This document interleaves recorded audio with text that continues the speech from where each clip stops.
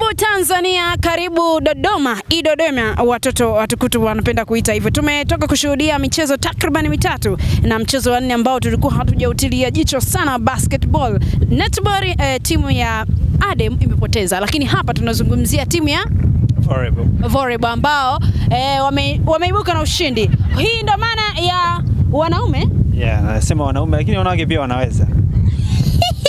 Wanawake tunaweza bwana. Na hii ndio maana ya wanawake. Niko kwa ajili yenu na represent hapa. Mambo vipi? Safi. Ulitona? Richard Kenneth Kigora. Mimi nashikilia Kigora. Na uko poa kabisa? Niko fresh. Hongera kwa mchezo, lakini pole kwa kuchoka. Asante. Michezo ni afya. Michezo burudani. Michezo ya elimu pia.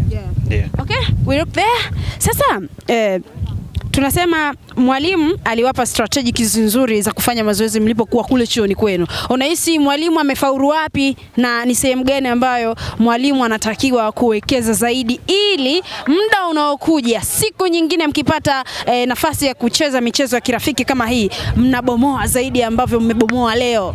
Kwa kweli kama mlivyoona michezo ilivyochezeka vizuri ni inaonyesha wazi kabisa kwamba mwalimu alitenda kazi kubwa sana. Tukianza upande wa defense watu wamepokea mipira vizuri, lakini pia pale mbele watu wamecheza vizuri. Na kikubwa ambacho nilikuwa nimekiona mwalimu ambacho anaweza kakazia zaidi ni kwenye swala la our liberals wako pembeni. Upokeaji wa mpira kidogo tumepoteza mingi pembeni, lakini tumeona jitihada iliyopo kubwa kwa wale maspikers wamecheza vizuri, nikiwepo mimi mwenyewe spiker mmoja tumechukua seti 3 bila. Nasema ni ushindi mkubwa na pongezi kwa mwalimu.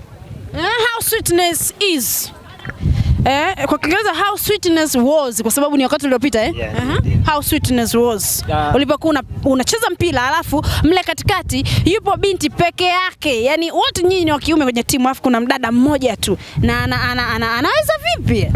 Actually ni tuseme ni binti mmoja ambaye amecheza vizuri sana. Tukianza upande wa yeye ndo alikuwa saver wetu. Kumbe alikuwa saver. Wanawake kumbe tumekuwa wawili. Yes. Save mipira vizuri sana na tukiangalia alikuwa anakuja kufuata mipira pale ambapo sisi ma spikers tumepanda mbele, anakuja kutusaidia. Yaani uchezaji wake ulikuwa mkubwa sana. Kwa hiyo anaonyesha wazi kwamba wanawake wanaweza. Na nipende kuwashauri watu waliopo nyumbani wakiamini kwamba wao michezo kwa wanawake si kitu. Wanakosea sana kwa sababu mwanamke anapojitokeza kuja uwanjani kucheza anajishughulisha na shughuli za michezo, anaongeza hali kubwa ya kufikiri kwa sababu michezo inajenga afya ya akili pia. Kwa hiyo naweza nikasema kwamba wajitokeze wanawake na waendelee kucheza michezo mbalimbali, inasaidia. Wewe umeenjoy vizuri? Of course. Neno moja kwa yule mtu ambaye aligoma kuja tu Dodoma. Kwa kweli hajaenjoy. Yaani kikubwa tumekuja kuenjoy, lakini hii tour ni baba lao. Swali la kizushi. Wanasema mkaka mwenye ndevu kama wewe kuna namna wanamchukulia na asiyekuwa na ndevu kuna namna wanasemaga ndo naniliu. Hivi ni kweli? Hapana, hizo ni habari za mjini tu. Lakini nipende kusema kwamba mwezi wa 12 tarehe 5 tutakuwa tuna Adem Marathon. Ninapenda sana watu wote waje kushiriki na tunakaribisha sana. Angalia watu walivyosikia Adem Marathon. Geuza kamera. Unaona watu walivyosikia Adem Marathon. Kitu kama unaziona hii ya mwaka jana, mwaka huu tunayo tena, tunawakaribisha sana. Mambo ya jogging vitu hivi hapo. Kuna namna mna jump sasa, kuna namna mna jump. Adem Marathon. Unaona vitu hivyo? Majembe haya tutakuwa nayo Adem Marathon. Itakuwa ni msimu ngapi? Msimu wa 2. Habari yako? Ni salama kabisa. Unasikia baridi ndugu yangu? Baridi Dodoma ipo, lakini kwa wenye mazoezi kama mimi shida zako. Tuna enjoy maisha. Kwa hiyo Marathon Disemba tutakuwa nayo. Itakuwa ni season ya 2, kila kitu. Nakimbia kilomita ngapi msimu ujao wa 2?